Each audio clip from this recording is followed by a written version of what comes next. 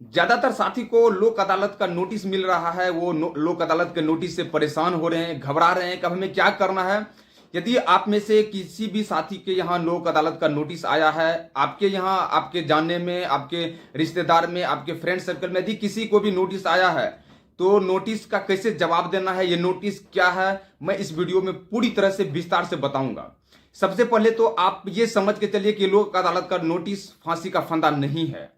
लोक अदालत का नोटिस होता क्या है, कब आपको नोटिस आएगा, किस कंडीशन में आएगा, ये सब कुछ मैं आपको बताऊंगा। तो पहले दिमाग से निकाल दीजिए कि लोक अदालत का नोटिस आपके लिए फांसी का फंदा बिल्कुल भी नहीं है। लोक अदालत का नोटिस ज्यादातर अनसिक्योर लोन में आती है। जो अनसिक्योर लोन है, जैसे कि आपका हो गया एजुकेशन लोन हो गया, क्रेडिट कार्ड का लोन हो गया, या पर्सनल लोन हो गया, या ऐसे कोई लोन, केसीसी का लोन हो गया, समूह लोन हो गया, यानी जो लोन में आपका कुछ मोर्गेज नहीं है। जैसे कि कुछ लोन होता है कि मोर्गेज, जैसे आप होम लोन लेते हैं। होम लोन में क्या होता है कि आप जब होम लोन लोगे, आपको घर का पेपर, जमीन का पेपर गिरवी रखना पड़ेगा। जब आप गोल्ड लोन लेंगे, सोने पर लोन लेंगे, तो फिर आपको क्या करना पड़ेगा, आपको सोना गिरवी रखना पड़ेगा। कुछ लोन होता है कि बिजनेस लोन, दुकान पे लोन होता है कि आपको दुकान का सारा पेपर जमा करना पड़ता है।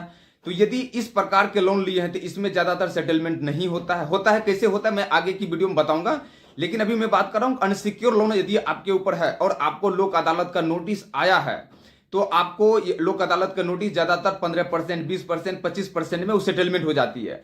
यदि आप 1 लाख, ऐसे समझिए कि यदि आप 1 लाख का लोन लिए हैं और 1 लाख के लोन में वो आप 2 महीने 3 महीने ईएमआई दे पाए, स्थिति आपकी खराब हो चुकी है, लॉकडाउन, नोटबंदी, जीएसटी, बीमारी की वजह से, या फिर कोई एक्सीडेंट की वजह से, या फिर जो लोन लिए थे वो अब इस दुनिया में है ही नहीं, तो किसी कारण बस आपकी स्थिति खराब हो चुकी है, आप नहीं भर पा रहे हैं, तो और अनसिक्योर लोन है, कुछ मोर्गेज नहीं है बैंक के पास कि बैंक उस पर कब्जा कर सके, तो इस कंडीशन में क्या करें कि बैंक तो पहले आपको प्रेशर करेंगे कि रिकवरी एजेंट को भेज करके दिन भर में 5 नंबर 10 नंबर से आपको फोन करेंगे कि तुम दे दो, नहीं तो केस हो जाएगा। कभी कभी तो यहां तक होगा कि फर्जी एडवोकेट आपको फोन करेंगे कि हाँ, हम इस अदालत से बोल रहे हैं, कोर्ट से बोल रहे हैं, वकील बोल रहे हैं कि तुम्हारा लोन है, तुम सेटल पेमेंट क्यों नहीं करते, तुम्हारे ऊपर केस हो जाएगा। कभी बोलेगा कि हम थाने से बोल रहे हैं, तुम्हारे ऊपर केस हो गया, पुलिस आ रही है, पुलिस को हम भेज रहे हैं। ये सब फ्रॉड हैं, ये सब फर्जी हैं। ना कोई वकील फोन करेंगे आपको, ना कोई आपको थाने से फोन करेंगे, ना कोई बैंक से यदि आपको बैंक के कोई पदाधिकारी फोन करेंगे तो आपके साथ वो बदतमीजी बिल्कुल भी नहीं कर सकते हैं। तो इनका सिस्टम होता है। तो आपके पास जब लोक अदालत का नोटिस आए, प्रेशर करे, तो आप सेटलमेंट के लिए जा सकते हैं। 15%, 20%, 25% पे, कभी कभी तो 10% पे भी सेटलमेंट होता है। 1 लाख का लोन है, आपको बोलेगा कि भाई नहीं भर पा रहे तो सेटलमेंट करा लो, 10,000 देकर सेटलमेंट करा लो। लोक अदालत क्या होता है कि जो कोर्ट के बाहर जिसकी सेटलमेंट हो जाती है, जैसे कि कोर्ट से बाहर 2 पक्षों के बीच में एक सुलह समझौता होता है। जब आप लोक अदालत के नोटिस को बहुत बारीकी से पढ़ेंगे तो उसमें एक शब्द आपको मिलेगा, सुलह समझौता। इसका मतलब ही होता है कि 2 पक्षों के बीच बैठ करके इस पे मध्यस्थता किया जाए, इस पे कोई सुलह समझौता किया जाए, आपस में बैठ करके इसका निपटारा किया जाए। जिसकी जो केस पेंडिंग है, बैंक का हो, कोर्ट का हो, उसको लोक अदालत के बाहर सेटलमेंट कर दिया जाता है, उसको समाप्त कर दिया जाता है। तो अनसिक्योर लोन में ज्यादातर ये आता है। आपको टेंशन नहीं लेना है। आपको क्या करना है, वहां लोक अदालत में जो भी ज्यादातर 9 तारीख को ही बुलाई जाती है, 9 तारीख को, जैसे कि इस महीने में भी 9 तारीख को बुलाया गया है। यदि 9 तारीख को आपको बुलाया है, नोटिस आया है, तो आपको समय पे पहुंचना है। और वहां जो सच्चाई है, जो आपकी एक्चुअल कंडीशन है, जो आपकी स्थिति है, वो आप बता दीजिए। वहां पे जो भी पदाधिकारी बैठे होंगे, बैंक के होंगे या लोक अदालत के जो भी वहां पे होंगे, सबको आप बता दीजिए कि साहब, मैंने जिसमें लोन लिया था उस समय मेरी स्थिति ठीक थी, लेकिन लॉकडाउन लग गया, या फिर जो भी कंडीशन रही हो, ये नहीं कि यही शब्द आपको चिपका देना है। जो भी कंडीशन, जिस कंडीशन से आपकी स्थिति खराब हुई है, आपका बिजनेस ठप हो गया है, बीमार पड़ गया, जो भी एक्चुअल कंडीशन आपकी है, वो आपको बताना है कि इस वजह से हमारी स्थिति खराब हो चुकी है साहब, और मैं नहीं भर पा रहा हूं, और मेरी स्थिति भरने लायक तो बिल्कुल भी नहीं है, घर चलाने लायक भी हमारी स्थिति नहीं है, तो सर हम कहां से पेमेंट कर पाएंगे, ऐसे बताना है। फिर वो बोलेंगे कि कोई बात नहीं, आप नहीं भर सकते हो तो कुछ सेटलमेंट करवा लो, कुछ पैसा दे करके इस लोन को समाप्त कर लो। तो आपको बोलना है साहब, मेरी स्थिति भरने लायक नहीं, तो हम क्या पैसा देंगे, क्या पैसा, कितना तक में हो जाएगा। इस तरह से बात करनी है। फिर वो बोलेगा कि 1 लाख, मैं एग्जांपल 1 लाख का दे रहा हूं, फिर वो बोलेंगे 1 लाख का यदि लोन है तो आप 30,000 दे दो, 50,000 दे दो, 40,000 दे दो। तो आपको बोलना है कि साहब मेरी स्थिति देने लायक नहीं है, मैं नहीं दे पाऊंगा। अगर दे सकते तो बोलना है, नहीं दे सकते तो बोलना है, जो भी आपकी कंडीशन रही हो। फिर वो 25,000, 20,000, 25,000, 30,000 पे वो सेटलमेंट करवा लेंगे। यदि आपको जमा नहीं किए हैं या किए भी हैं तो 15%, 20%, 25% पे लोन ज्यादातर सेटलमेंट होता है। ये आपको ध्यान रखना है और आपको जो भी कंडीशन वो बताना है।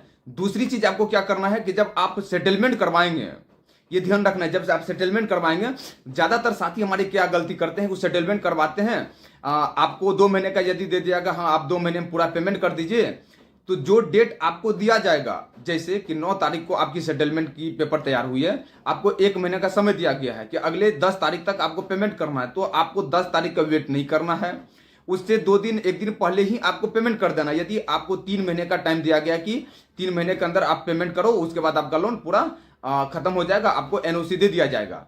तो आपको 3 महीने का आपको समय दिया गया, 3 महीने में हर महीने का आपको एक तारीख दिया गया होगा। जैसे कि आपको 3 महीने का समय दिया गया कि ठीक है, हर महीने आप 10 तारीख के अंदर आप जमा करके 3 महीने तक आप EMI दो, उसके बाद आपका लोन खत्म हो जाएगा। तो आपको जो ये हर महीने 10 तारीख का जो आपको टाइम दिया गया है, ये 10 तारीख को आपको मिस नहीं करना है। कोशिश ये करनी है आपको कि 8 तारीख या 9 तारीख तक ही पेमेंट कर दें। हर महीने 10 तारीख का इंतजार ना करें। यदि आप ऐसे समझिए कि 2 महीना तक आप सही समय पे जमा किए हैं, हर 2 महीना तक आप टाइम पे जमा किए हैं और तीसरा महीना जाकर के आपका 1 दिन का लेट हो गया, तो आपका जो पीछे का 2 महीने का पेमेंट है वो सारा का सारा आपका कट जाएगा। Penalty charge, sir charge, agreement, चूंकि जब सेटलमेंट होता है तो एक पेपर तैयार होता है, वो पेपर को आप कंडीशन जो है वो आप उसको पूरा नहीं किए तो आपका जो सेटलमेंट पेपर है वो आपका टूट जाएगा। फिर आपको जो पूरा पेमेंट जो पीछे किए हैं वो सारे के सारे आपका डूब जाएगा। इससे अच्छा क्या करना है कि जो भी डेट आपको दिया जाए उस डेट से पहले ही आप जमा करके उससे एनओसी ले लीजिएगा लास्ट में। और कोशिश ये कीजिएगा कि यदि आपकी स्थिति देने लायक हो तो 1 टाइम सेटलमेंट करवाइएगा। 1 टाइम सेटलमेंट मतलब एक ही बार पैसा दीजिए, दे करके आपको एनओसी ले लेना है। यदि ये हो सकता है तो ठीक है, नहीं तो स्थिति ज्यादा खराब है तो 2 महीने, 3 महीने, 4 महीने का जो भी आपको समय दिया जाए मध्यस्थता के बीच, वो समय ले लीजिएगा और समय से पहले ही जमा कीजिएगा। तो आपको घबराना नहीं है। फिर भी अगर किसी साथी को कोई डाउट रह गया हो तो आप मुझे कमेंट कीजिएगा, कमेंट के रूप में आपको कमेंट करेंगे, आपको जवाब दिया जाएगा। और मैं समझता हूं कि पूरी जानकारी आपको मिल चुकी है। लोक अदालत के नोटिस से घबराना नहीं है। जिस डेट में आपको बुलाया गया है उस डेट में आपको पहुंचना है, भागना नहीं है। यदि आप सेटलमेंट नहीं भी करवा पा रहे हैं, आपकी स्थिति बहुत खराब है, बहुत ज्यादा खराब है, आप 5,000 भी नहीं भर सकते, तो फिर भी इस कंडीशन में भी आपको यहां यदि लोक अदालत की नोटिस आई है तो आप पहुंच जाइएगा। ऐसा नहीं कि स्थिति आपकी बहुत ज्यादा खराब है, आप सेटलमेंट की स्थिति में भी आप नहीं हैं तो आपको नहीं जाना, नहीं चले जाना है, जाइएगा वहां स्थिति बताइएगा। अगर बोलिएगा कि सर अभी स्थिति तो मेरी नहीं है, अगर आगे स्थिति होगी तो हम जमा करेंगे, तो पहले समझ जाइए अनसिक्योर लोन है। आपके घर से एक सुई भी उठा करके बैंक वाले नहीं लेके जा सकता है, ना जेल हो जाएगा। बहुत सारे लोग घबरा जाते हैं कि जेल हो जाएगी, नोटिस आया, कुछ नहीं होगा इसमें, जेल आपको नहीं होगी। नहीं, आपके घर का एक सुई उठा के ले जाएगा। आपके घर से अगर ये एक छोटा सा दाना भी उठाने के लिए उसको कोर्ट का परमिशन चाहिए और कोर्ट परमिशन देगी ही नहीं कि आपके घर का एक सुई, एक दाना उठा के वो ले जाएगा। इसलिए घबराना नहीं, हताश नहीं होना। फिर भी कोई सवाल हो तो आप कमेंट कीजिएगा, मैं कोशिश करूंगा उस पर वीडियो बना करके आपको जवाब दिया जाए। जय हिंद, जय भारत।